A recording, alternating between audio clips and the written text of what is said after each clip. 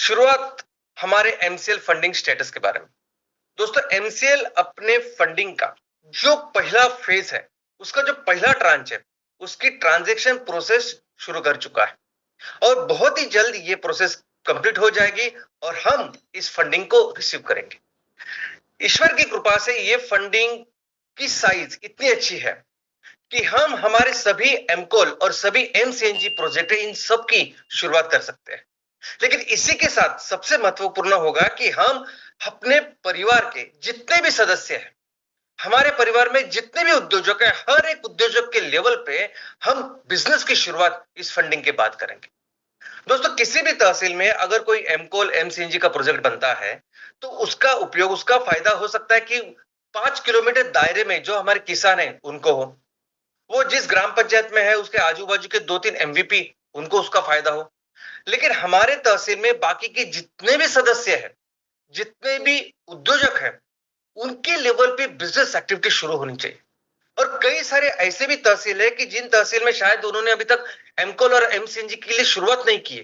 तो ऐसी कई सारी हमारी टीमें हैं कि जहां हमें हर एक सदस्य के ऊपर बिजनेस की शुरुआत करनी है, हर एक सदस्य के लिए रेवेन्यू और प्रॉफिट की शुरुआत करनी है। और ये बहुत महत्वपूर्ण फोकस है हमारा, क्योंकि जब किसी भी उद्योजक के लेवल पे अगर हम रेवेन्यू की शुरुआत करें, अगर हम प्रॉफिट की शुरुआत करें, बिजनेस की शुरुआत करें, तो ये सिर्फ उसके लिए नहीं है, उस पूरे प्रोसेस में वो अपने किसानों का सक्षमीकरण करेगा, उनके लिए कुछ इनकम जोड़ने की कोशिश करेगा। ये सब प्रोसेस में वो हमारे अब उसके गांव में रोजगार के अवसर निर्माण करेगा। उसके आसपास में जितने भी लोग हैं जिनके पास जो कौशल्य है, या हमारे महिला बचत घट है, उनके लिए कुछ सक्षमीकरण, उनके लिए कुछ रोजगार उसकी निर्मित करेगा। तो इसलिए बहुत जरूरी है कि जब इतने सारे हजारों उद्योजक जब काम करेंगे तो एक बहुत बड़ा काम हम अपने लोगों के लिए, समाज के लिए कर सकते हैं। दोस्तों, और इसीलिए हम हर एक उद्योजक के लेवल पे हम एक एक्शन प्लान तैयार करेंगे। क्योंकि अगर एमकोल का प्रोजेक्ट करना है, एमसीएनजी का प्रोजेक्ट करना है, तो देश में कहीं भी करे, उसका ढांचा, उसकी पद्धति सेम ही होने वाली। हमारे सभी एमकोल के प्रोजेक्ट और एमसीएनजी प्रोजेक्ट ये मॉड्यूलर प्रोजेक्ट है, उसकी कैपेसिटी कम ज्यादा वगैरह नहीं होगी। कहीं भी ये जब प्रोजेक्ट लगेंगे, सब कहीं भी अगर हमने एमसीएनजी का प्रोजेक्ट लगाया तो हमेशा उसकी इनपुट कैपेसिटी, उसकी रॉ मटेरियल की कैपेसिटी 100 टन ही रहेगी। हमेशा उसका output 10 ton output per day इतना ही रहेगा। तो अगर हमें ज्यादा कैपेसिटी का लगाना है तो इसका मतलब है 2, 3, 4, 5 मॉड्यूल लगाए। एमकोल के बारे में भी वैसा है कि जहां भी कहीं भी हम लोग ये प्रोजेक्ट जब लगाएंगे तब उसकी input capacity raw material 100 ton होगी, आउटपुट कैपेसिटी 30 टन होगी, टेक्नोलॉजी ऑलमोस्ट सेम होगी, रॉ मटेरियल सेम होगा। तो ये प्रोजेक्ट सेम रहेंगे, उनके लिए कोई विशेष हर व्यक्ति के लिए अलग करने की जरूरत नहीं। लेकिन जब हम कह रहे हैं कि हमें हर सदस्य, हमारे हर उद्योजक के लेवल पे अभी बिजनेस की शुरुआत करनी है, तो दोस्तों इसके लिए एक स्पेशल यूनिक प्लान उस उद्योजक के लिए हमें तैयार करना होगा। क्योंकि वो उद्योजक कहाँ रहता है, वो किस तहसील में है, किस गांव में है, वहां के किसान क्या उगा रहे हैं, क्या तैयार कर रहे हैं, और उनके ऊपर प्रक्रिया करके कौन सा उत्पादन हम तैयार कर सकते हैं। और वो उत्पादन तैयार करने के लिए हमारे गांव में लोगों के पास क्या कौशल्य है, या हमारी महिला बचत गट क्या तैयार कर सकती है, ऐसे प्रोडक्ट जो जिसको इमीडिएटली हम बेच पाए हमारे मार्केट में, आजू बाजू के मार्केट में, और इमीडिएटली बिजनेस की एक्टिविटी या बिजनेस का जो रेवेन्यू प्रॉफिट सबके लिए शुरुआत करें। तो हर एक उद्योजक की अपनी एक कहानी, अपनी एक स्टोरी, अपना एक रोड मैप या एक्शन प्लान इस बिजनेस का होने वाला है। और वही हमारा फोकस होगा अभी हर एक शुक्रवार के ऊपर। दोस्तों, जब भी बिजनेस की शुरुआत करते हैं तब बिजनेस के लिए एक बिजनेस के टारगेट्स होते हैं।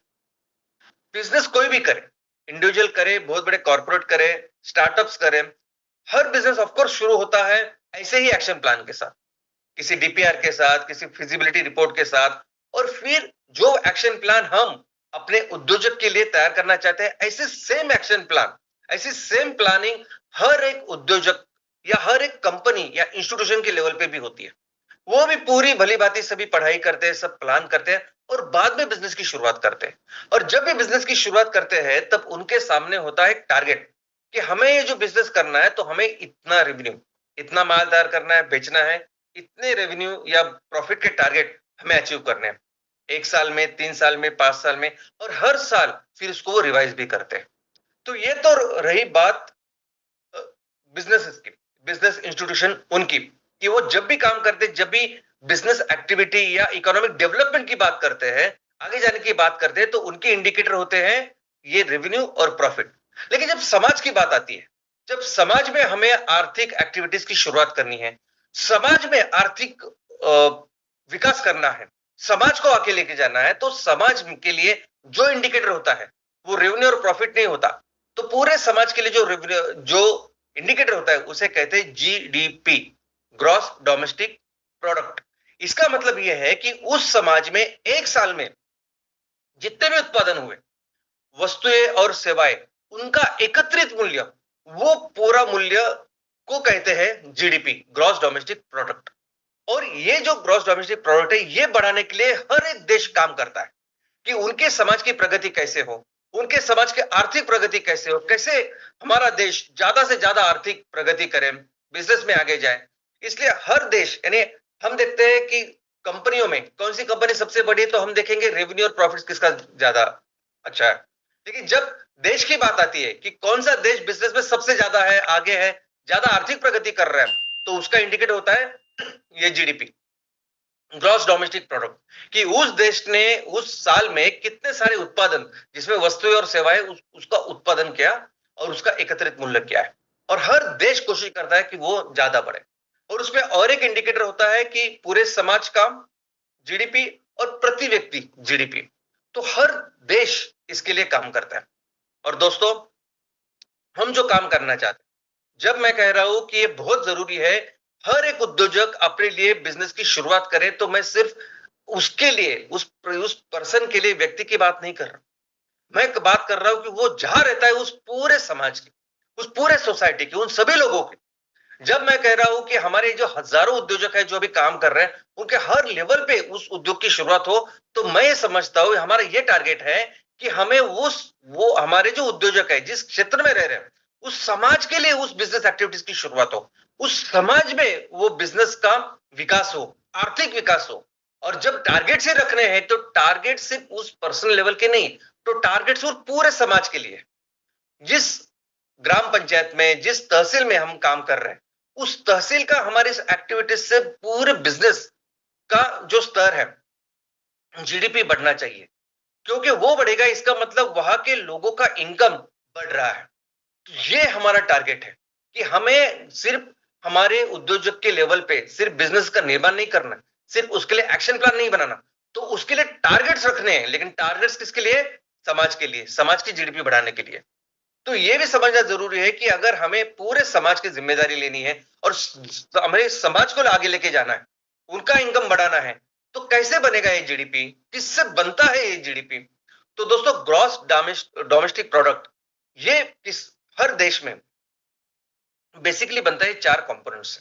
चार घटक होते हैं जो इसको बनाते हैं, जो इस देश के समाज का इनकम बड़ा करते हैं। नंबर वन, वहां के घरेलू प्रोडक्ट्स, घरेलू उत्पादन, यानी हर परिवार, हर व्यक्ति सुबह उठने के बाद रात को सोने तक जो भी अलग अलग छोटी छोटी चीजें जो तैयार करता है, या सॉरी इस्तेमाल करता है, उपभोग करता है, वो सभी चीजें, छोटी छोटी स्मॉल स्मॉल चीजें उसमें आती है, परिवार के लिए, घर के लिए, व्यक्ति के लिए। तो स्मॉल पर्सनल डोमेस्टिक जो कंजम्पशन है, वो एक घटक है।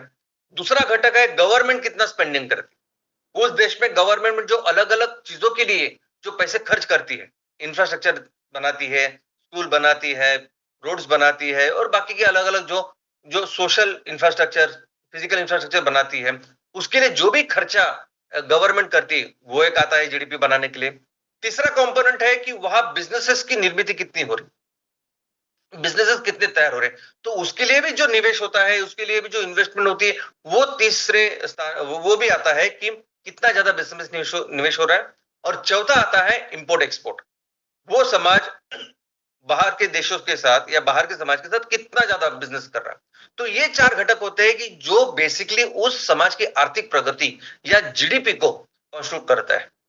तो अभी हमारे देश में जो जीडीपी बन रहा है, तो हमारे देश में जीडीपी किस तरह से बनता है और कौन सा घटक कितना ज्यादा कंट्रीब्यूट करता है, ये अगर हम देखेंगे, बेसिकली ये परिस्थिति पूरे दुनिया में हर देश में ऑलमोस्ट सिमिलर ही होती है, प्रोपोर्शन थोड़े से कम ज्यादा होते हैं, लेकिन सबसे ज्यादा जो घटक है, सबसे ज्यादा कंट्रीब्यूशन जिसका होता है वो है डोमेस्टिक कंजम्पशन।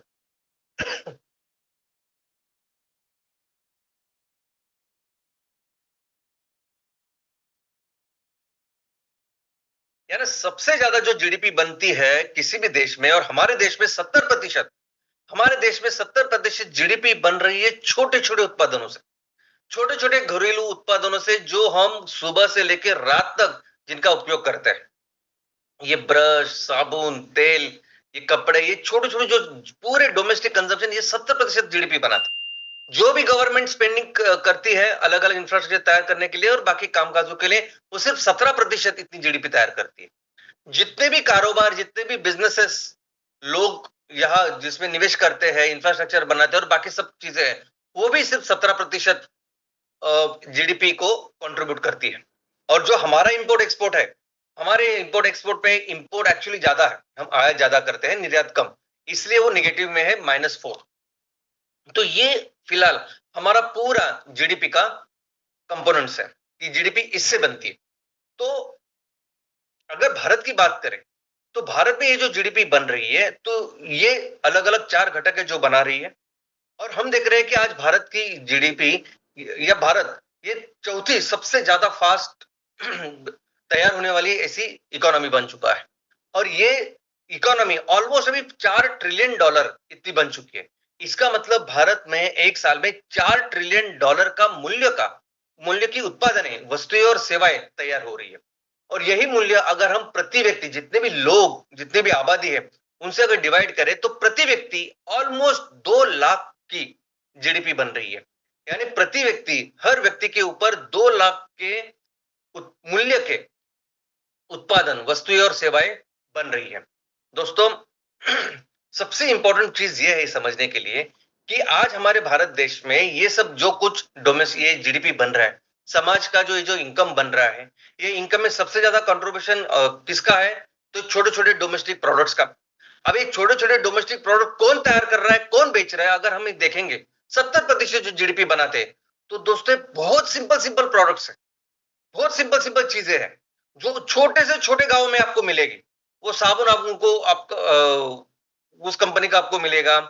वो वो ऐसे उत्पादन है कि जिनकी बहुत ज्यादा मार्केटिंग होती है, ऐसे उत्पादन आपको मिलेंगे। और ये मैक्सिमम, ये जो कंपनियां हैं, ये सभी मल्टीनेशनल कंपनियां, मैक्सिमम ये जो उत्पादन है, ये सभी ये बाहर की विदेशी कंपनी आज की तारीख में बना रही, अमेरिकन, यूरोपियन, चाइनीज, और ये सब आके यहाँ बिजनेस कर रही है। ये तो रही एक बात। दूसरी बात ये है कि ये सभी जो प्रोडक्ट्स बन रहे हैं, ये सभी जो प्रोडक्ट्स का जो सोर्स है, जो जहां से बनते हैं, ये सब कुछ है पेट्रोकेमिकल्स। ये सभी प्रोडक्ट्स बन रहे हैं आज की तारीख में क्रूड ऑयल से। यानी ये सभी प्रोडक्ट जो आज बन रहे हैं, वो कंजम्पशन के लिए इतने अच्छे नहीं है, क्योंकि वो बन रहे हैं पेट्रोकेमिकल्स। वो हमें इस्तेमाल करने के लिए बाद में जो भी हम लोग अलग अलग करते हैं, कपड़े भी अगर हम पहनते हैं तो 80% कपड़े आज की तारीख में बन रहे हैं क्रूड ऑयल से, ऑलमोस्ट सब कुछ। तो दोस्तों, ये सभी जो चीजें हैं, एक तो उपभोक्ता के लिए उतनी अच्छी नहीं। आप देखोगे तो कई सारे पेट्रोकेमिकल्स के कई सारे साइड इफेक्ट्स है जो होते हैं। लेकिन दूसरा, हम लोग इस्तेमाल करने के बाद प्रकृति को जो खराबी करते हैं, वो भी बहुत भयंकर है। तो अभी हमको क्या करना होगा? अभी हमें क्या करना है? तो हमें सिंपल, हमें अपने समाज में ये जो काम हो रहा है, ये जो 70%, ये जो जीडीपी जिन जिन छोटे छोटे चीजों से तैयार हो रही है, इन चीजों को रिप्लेस करना है हमारे ऐसे उत्पादनों के साथ जो सबसे पहले तो सबसे बेहतरीन ऐसे उत्पादन है। ऐसे उत्पादन जो जो आप इस्तेमाल करोगे तो आपको फर्क नजर आएगा, कितने अच्छे उपभोक्ताओं के लिए, पर्सन के लिए, व्यक्ति के लिए, कंज्यूमर के लिए अच्छे ऐसे प्रोडक्ट्स हम बनाएंगे। ऐसे प्रोडक्ट जो बनेंगे सिर्फ और सिर्फ ऑर्गेनिक या नेचुरल जो रिसोर्सेस है उनसे, रॉ मटेरियल, ये हमें पेट्रोकेमिकल से नहीं बनाना। तो हमें रिन्यूएबल, सस्टेनेबल ऐसे जो रिसोर्सेस है, यानी हमारी खेती, हमारा पानी, उससे बनाने। और ये अच्छे प्रोडक्ट लोगों को देके उनको एक अच्छे प्रोडक्ट्स भी देने हैं और प्रकृति का ख्याल भी रखना है। तो ये सब कुछ जो बिजनेस आज की तारीख में चल रहा है, बस हमारा टारगेट है कि हम हर एक व्यक्ति के ऊपर इस तरीके से बिजनेस करें कि आगे के 3 साल में, आगे के 3 साल में आज जो जीडीपी तैयार हो रही है, कम से कम 20% जीडीपी हमारे उत्पादनों से बने।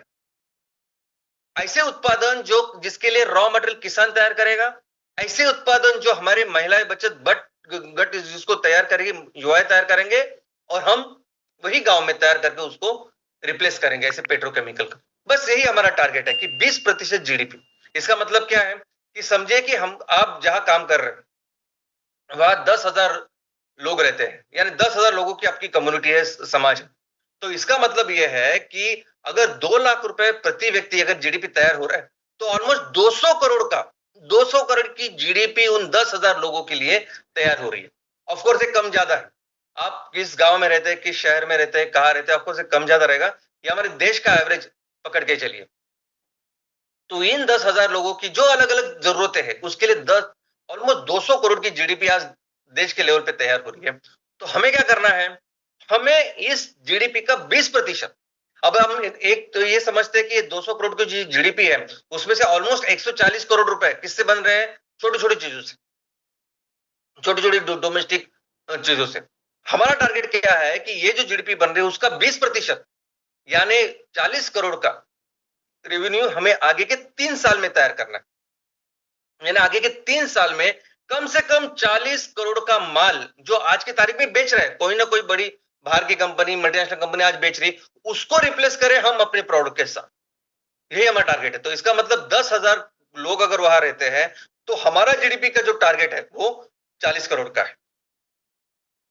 और अभी हमें जो फोकस करना है वो इसी एक्शन के प्लान के ऊपर करना है कि किस तरह से आज मैं जिस ग्राम पंचायत में रह रहा हूं, जिस तहसील में रह रहा हूं, और जो अलग अलग उत्पादन से बेचे जा रहे हैं, जीडीपी का निर्माण हो रहा है, वो जीडीपी का निर्माण कैसे हम अपने लोगों के साथ करें।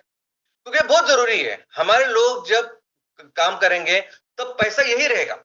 और 100 रुपए अगर आपने यहाँ लोगों को कमा के दिए तो 100 रुपए से 900 रुपए की जीडीपी बनती है। ये हम कभी बाद में इसको डिस्कस करेंगे, लेकिन ये बहुत जरूरी है कि वो पैसा अगर हम बाहर के देशों पे नहीं जाने दे रहे, अपने ही देश में रख रहे हैं, तो बहुत ज्यादा इंपैक्ट उसका पूरे हमारे जीडीपी में या लोगों के स्तर पर होता है। तो अभी एक्शन प्लान कि किस तरह से इसको तैयार करें। तो दोस्तों इसी एक्शन प्लान के लिए है हमारे 5E मिशन। अभी बिजनेस क्या करना है, कैसे करना है, उसका टारगेट क्या हमें पता चला। अभी एक्चुअली काम क्या करना है उसके लिए जरूरी है ये हमारा 5E मिशन। ये 5E मिशन यानी क्या है, तो हमारे 5 ऐसे लक्ष्य है, 5 गोल्स है उस पूरे समाज के लिए। अभी ये भी देखिए कि ये 5E मिशन ये व्यक्ति के लिए नहीं है, ये 5 मिशन समाज के लिए। मैं जिस समाज में रह रहा हूं, गांव में, ग्राम पंचायत में, तहसील में, उसके लिए है। तो उस समाज के लिए लक्ष्य को प्राप्त करते करते हम इसको अचीव करेंगे। क्योंकि इस लक्ष्य को जब प्राप्त करना है तो वो बिजनेस करके ही करना है, कोई एनजीओ जैसी एक्टिविटी अभी फिलहाल नहीं करनी है। लेकिन पूरा फोकस अगर बिजनेस पे भी करें तो भी हम इस 5E मिशन को अचीव कर सकते हैं। जैसे पहला ही क्या है, तो पर्यावरण, पर्यावरण का 100% संवर्धन। हम हर तरीके से पर्यावरण का ख्याल रखेंगे। कभी भी हम जो प्रदूषण हमारी मिट्टी का, हमारे पानी का, हवा का हो रहा है उसे होने नहीं देंगे। और ऐसे कई सारी चीजें जो हमें करनी है। लेकिन शुरुआत में अगर हम बिजनेस के ऊपर फोकस करें कि इसको लेके हम कौन सी बिजनेस एक्टिविटी कर सकते हैं, तो सिंपल है कि हम अगर कोई भी कचरा अगर हम पर्यावरण में ना छोड़े, शून्य कचरा, कचरा मुक्त तहसील, कचरा मुक्त ग्राम पंचायत, बस इसी के ऊपर भी अगर हम फोकस करें तो भी एक बिजनेस तैयार किया जा सकता है, और वो रिसाइकलिंग का बिजनेस। हमारे इस ग्राम पंचायत में, हमारी इस कम्युनिटी में, तहसील में कितना प्लास्टिक तैयार होता है, कितना रबड़ तैयार होता है, कितने जूते तैयार होते हैं, यानी वेस्ट जो फेंक देते हैं हम, कितने ऐसे खराब कपड़े तैयार होते हैं, कितने ऐसे मेटल तैयार होते हैं, ऐसी छोटी छोटी चीजें। इसका जब कैसे काम करना है, क्या काम करना है, मैं आपको बताऊंगा। लेकिन ये काम क्या होगा कि इस काम से वो रिसाइकलिंग इंडस्ट्री तैयार हो जाए। एक तरफ हम पर्यावरण का भी ख्याल रखेंगे, दूसरी बिजनेस रिसाइकलिंग इंडस्ट्री का भी करेंगे। और आज की तारीख में आप एक बार ये तैयार करने के बाद ऑफ कोर्स हम खुद भी रिसाइकलिंग के यूनिट डालेंगे, लेकिन आज भी उसके लिए डिमांड है। आप अगर 100% उसको अच्छी तरह से सेग्रीगेट करके हम लोग करें तो उसको खरीदने वाले आज मार्केट में है, तो रेडी मार्केट आज इस चीजों के लिए, तो उसके लिए काम कर सकते हैं। जहां जहां अगर हमारे यहाँ कोई बहुत बड़ी मंडी है और जिसमें बहुत बड़ा कचरा हमेशा तैयार होता है, ऑर्गेनिक कचरा जो पानी में जा रहा है, इधर उधर जा रहा है, तो ऐसे कोई मंडी है या मार्केट है या कोई इंडस्ट्री है या कोई भी ऐसी प्लेस की जहां बहुत ज्यादा ऑर्गेनिक कचरा तैयार हो रहा है, तो कैसे उसके ऊपर प्रक्रिया करके एक प्लांट बिठाए और उसके ऊपर जो बायोगैस निकलेगी वो बायोमीथेन के साथ कुछ ना कुछ, जैसे दिए जलाए या कुछ इलेक्ट्रिसिटी पावर जनरेट की, ऐसा कुछ ना कुछ, या बहुत अच्छा हो सकता है उससे कुकिंग। एक बहुत अच्छी सिंपल प्रोसेस है कि जिससे हम लोग वो पूरा प्लांट लगा के वहीं से, जैसे नेचुरल पाइप गैस हम देखते हैं शहरों में, वैसे सेम हम लोग कर सकते हैं, जो हमने बहुत साल पहले हमने किया है, उसको चलाया भी है बहुत अच्छी तरह से। तो ऐसे कई सारे प्लांट हम लोग प्लान कर सकते हैं और शुरुआत कर सकते हैं। लेकिन दूसरा ही बहुत महत्वपूर्ण है। दूसरा ही क्या है कि हमें अपने इस समाज में जितने भी लोग रहते हैं और जितने भी, जिनको भी आज कामकाज की या रोजगार की जरूरत है, उनके लिए 100% रोजगार निर्मित करना, 100% एम्प्लॉयमेंट। यानी इसमें ऐसे सभी लोग जिनको फुल टाइम नौकरी चाहिए, ऐसे लोग जो पार्ट टाइम कर सकते हैं लेकिन जिनकी इच्छा है कि मैं कुछ करूं, ऐसे सभी स्त्री पुरुष और तीसरा जेंडर वो भी, इन सभी को, इसके अलावा ऐसे सभी डिसेबल लोग या स्पेशली एबल्ड हम जिसे कहते हैं, ऐसे सभी लोगों के लिए वो अपने पैरों के ऊपर खड़े रहे, इसके लिए हमें रोजगार निर्मित करना, ये हमारा बहुत इंपॉर्टेंट लक्ष्य है। और इसके लिए हमें क्या करना है कि मैं जिस जगह में रहता हूं, तो मेरे यहाँ आजू बाजू कितने ऐसे लोग हैं कि जिनको आज रोजगार की जरूरत है, कामकाज की जरूरत है, रेवेन्यू, कुछ इनकम की जरूरत है, इसकी हम एक लिस्ट तैयार करें। और फिर एक बार एक लिस्ट तैयार की तो इसका मतलब हमें क्या करना है, हमें ऐसे बिजनेस करने हैं, हमें ऐसा काम करना है कि हम हर महीने इनको तनख्वाह दे पाए, हर महीने इनको इतनी मेरी लिस्ट तैयार हुई है, तो कम से कम जो भी रेवेन्यू, सॉरी, जो भी तनख्वाह देनी चाहिए, उस तनख्वाह से लेके मुझे हर महीने इतने इनके लिए कमा के देने हैं, साल में वो इतने बन सकते हैं। तो भी कैसे काम करें, मेरे गांव में, मेरे तहसील में अगर इतने सारे लोग हैं जिनको जरूरत है, तो भी कैसे उनको ये करके दे, इनकम जनरेट करके दे, तो बहुत इंपॉर्टेंट है। और इसका सोल्यूशन है हमारे किसान, इसका सोल्यूशन है हमारी ये खेती, इसका सोल्यूशन है ये कुदरत ने जो हमें दिया है ना भारत को, वो दोस्तों ये तीसरा ही जो हमारा है, तीसरा ही है हमारा एम्पावरमेंट, सक्षमीकरण। कौन इनका, तो किसानों का और महिलाओं का। तो दोस्तों ये जो सक्षमीकरण है ना, इनके ही प्रोसेस में ये सब हमारा जो 100% एम्प्लॉयमेंट है वो अचीव हो जाएगा। कैसे, तो सबसे पहले हमको ये देखना है कि हमारे किसान कौन सा रॉ मटेरियल तैयार कर रहे हैं। बस जो रॉ मटेरियल तैयार कर रहे हैं और तैयार कर सकते हैं, जो कुछ कर सकते हैं, और उस रॉ मटेरियल के ऊपर कौन सा उत्पादन हम तैयार कर सकते हैं। बस रॉ मटेरियल हमारे पास, ये रॉ मटेरियल हमारे किसान तैयार कर रहे हैं, तो इस रॉ मटेरियल को लेके कौन से उत्पादन तैयार कर सकते हैं कि जिस उत्पादनों के साथ हम इस पेट्रोकेमिकल को रिप्लेस करें। तो ये बहुत इंपॉर्टेंट पढ़ाई है, ये काम है जिसके ऊपर काम करना होगा। और दूसरा है बहुत अच्छे प्रोडक्ट। ये एक बार किसानों के रॉ मटेरियल फिक्स हो गए, वो क्या कर सकते हैं वो फिक्स हो गए, उसके बाद सबसे बेहतरीन प्रोडक्ट, ये बहुत जरूरी है।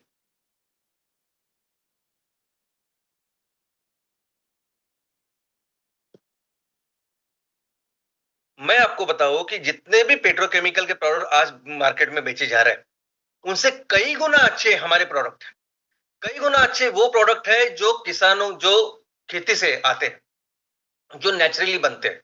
और ऐसे कई सारे प्रोडक्ट हम बना सकते हैं, और इसके ऊपर बहुत अच्छा काम करना पड़ेगा कि इनसे क्या क्या बना सकते हैं, कौन कौन सी ऐसी चीजें जो बना सकते हैं और जिसके लिए रेडी आज मार्केट डिमांड है।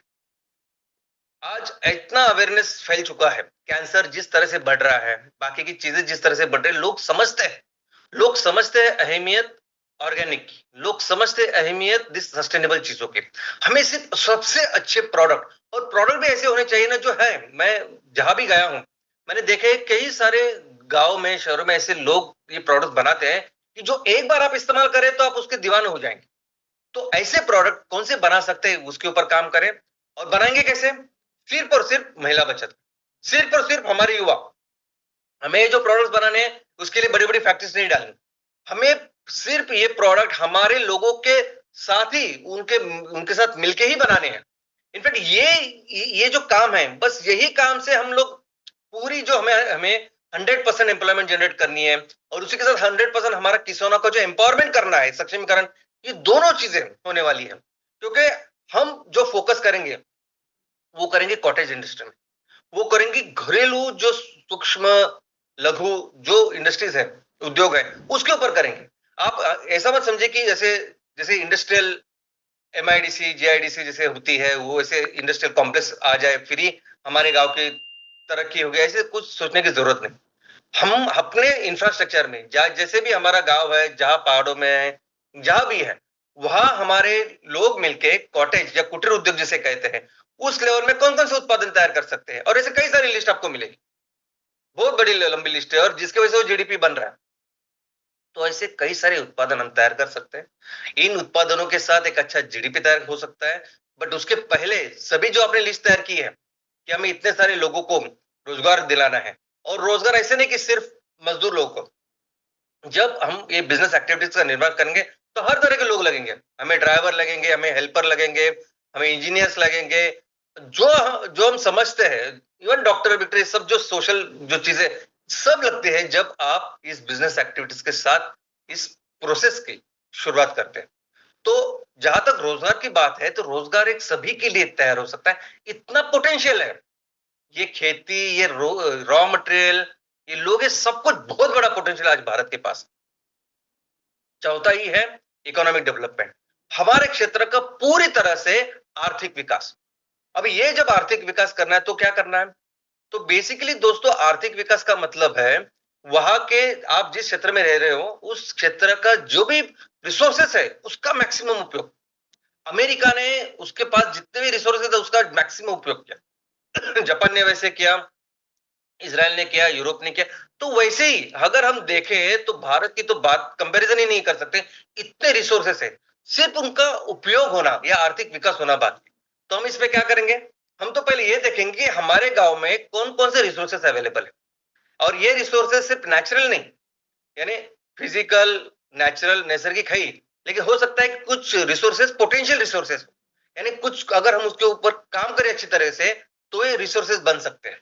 अब ये पानी का स्रोत, बहुत जगह पे ऐसा हो सकता है कि पानी की कमी है, या बाकी बिजली या बाकी ऐसी कुछ चीजों की कमी है, ये किया जा सकता है। जब हम साथ के साथ मिलकर इसके ऊपर काम करें तो ये आराम से किया जा सकता है, क्योंकि कुदरत हर साल आपको जितना, हमें जितना चाहिए उससे ज्यादा पानी देते हैं, सिर्फ उसको अच्छी तरह से रखना, ये सब हमारा काम है। तो पोटेंशियल रिसोर्सेज भी डेवलप किए जा सकते हैं, और उसके ऊपर फिर इस पूरा इसका जो उपयोग है वो हमारी तरक्की या हमारे बिजनेसेस डेवलपमेंट के लिए हम कर सकते हैं। और फिर फोकस करना है कि ये जो अलग अलग ये अलग अलग रिसोर्सेज हमने तैयार किए, कैसे मैक्सिमम उससे हम आउटपुट निकालें, कैसे सस्टेनेबल वे में हम लोग ज्यादा से ज्यादा उत्पादन तैयार करें और उसको बेचें। और ये ऐसे उत्पादन है ना कि आज इस उत्पादनों की जरूरत पूरी दुनिया में दोस्त, जैसे मैडम ने आज कहानी बताई, वो एक्सपोर्ट करते हैं मसालों के। ऐसे कई सारे काम है, कई सारी चीजें हैं जो हम अपने गांव के ऊपर फोकस करेंगे तो हमें पता चलेगी कि ऐसे बहुत अच्छे प्रोडक्ट्स हमारे साथ में जिसके ऊपर काम कर सकते हैं। और पांचवा ही है एनर्जी सेल्फ सफिशिएंसी। पांचवा ही है कि ऊर्जा में स्वयं पूर्णता। हमें अपने इलाके को, अपने समाज को पूरी तरह से ऊर्जा में स्वयं पूर्ण करना है। कौन सी ऊर्जा? स्वच्छ ऊर्जा, बायोफ्यूल।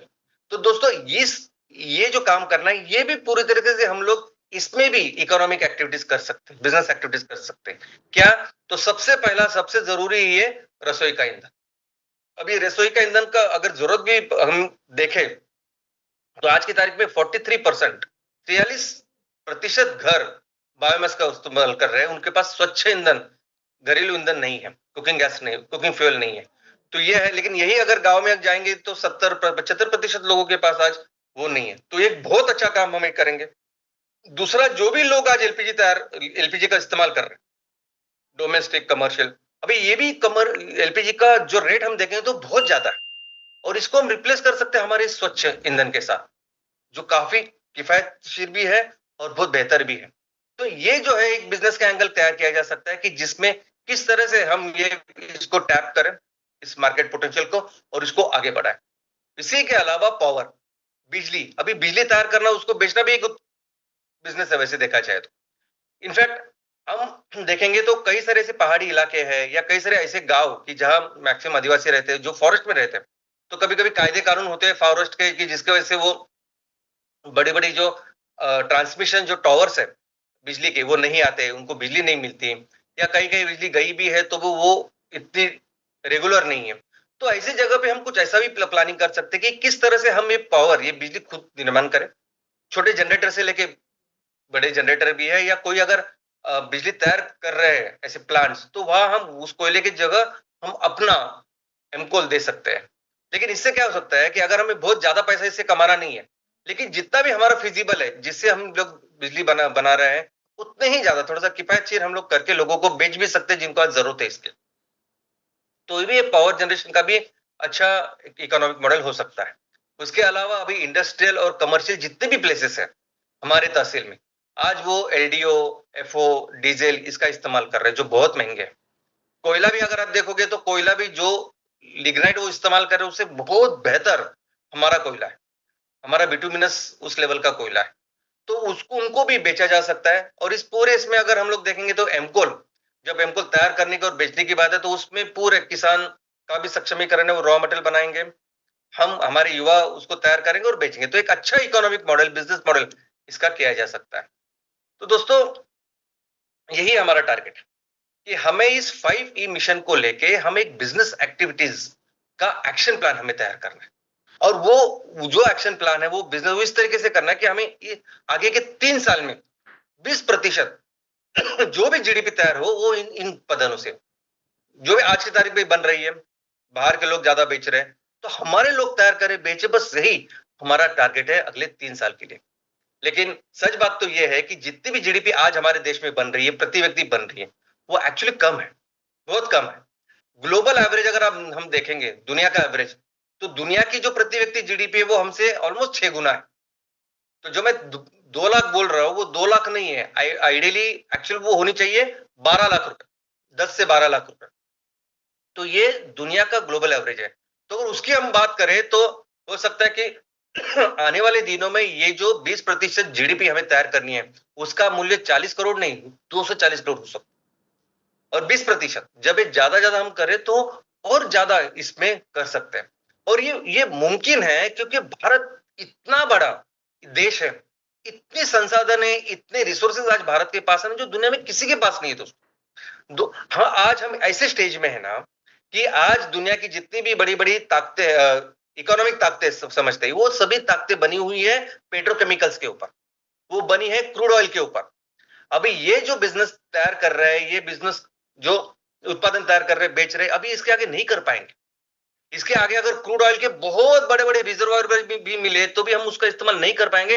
इतना बड़ा संकट बन चुका है ये ग्लोबल वार्मिंग का, क्लाइमेट चेंज का।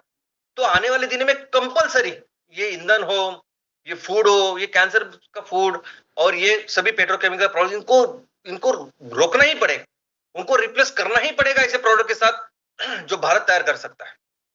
और जब इसकी बात है, और यही तो कारण है ना, यही कारण है कि 90% जो पूरी जो सिविलाइजेशन का टाइम है, 90% से भी ज्यादा टाइम हम दुनिया की सबसे बड़ी आबादी, सबसे बड़ी इकोनॉमी थे।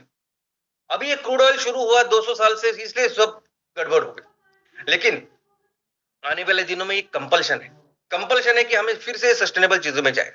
तो अभी सवाल सिर्फ एक ही आता कि अगर भारत ही कैपेबल है, भारत में सबसे ज्यादा रिसोर्सेस है, किसी चीन, जापान, अमेरिका किसी के पास भी इतना नहीं जो भारत के पास, और भारत ही आने वाले दिनों में सब काम करने वाला है। लेकिन सवाल आज ये है कि करेगा कौन। और हमको हमारा एक संकल्प है, संकल्प नहीं, हमारी हमने कसम खाई है कि आने वाले दिनों में कोई ईस्ट इंडिया कंपनी आएगी और फिर से वो नहीं करेगी जो उन्होंने किया। तो ऐसा भी नहीं होना चाहिए कि ग्लोबल इकोनॉमी में बाहर की कंपनियां आ रही है और हमारे खेतों में, हमारे गांव में वो काम कर रही, और बस यही हमें नहीं होने देना है। हमें मिलके, हमें पूरे एमसीएल परिवार को, हमें बिजनेस हमारे लोगों के द्वारा करना है। हम तैयार करेंगे, हम बिजनेस तैयार करेंगे, उसको आगे बढ़ाएंगे। और ईश्वर की कृपा से अभी इसकी शुरुआत हो चुकी है। अभी जो फंडिंग की शुरुआत अभी हो चुकी है, इसके बाद ये अभी रुकेगी नहीं, ये तब तक चलती रहेगी जब तक हमारा जो पोटेंशियल है ये उत्पादन तैयार करने का और पूरी दुनिया के लिए बेचने का। और जो हमारा पोटेंशियल क्या है, हमारा तो पोटेंशियल ही है कि हम दुनिया की सबसे बड़ी अर्थव्यवस्था बन सकते हैं और बनेंगे। हम ये ऐसे ही अभी चलता रहेगा कि हम भारत को दुनिया की सबसे बड़ी अर्थव्यवस्था बनाएंगे और फिर से हमारे देश को वहां लेके जाएंगे जहां हमारा देश पूरे दुनिया का फिर से नेतृत्व करे। जय हिंद, जय एमसीएल।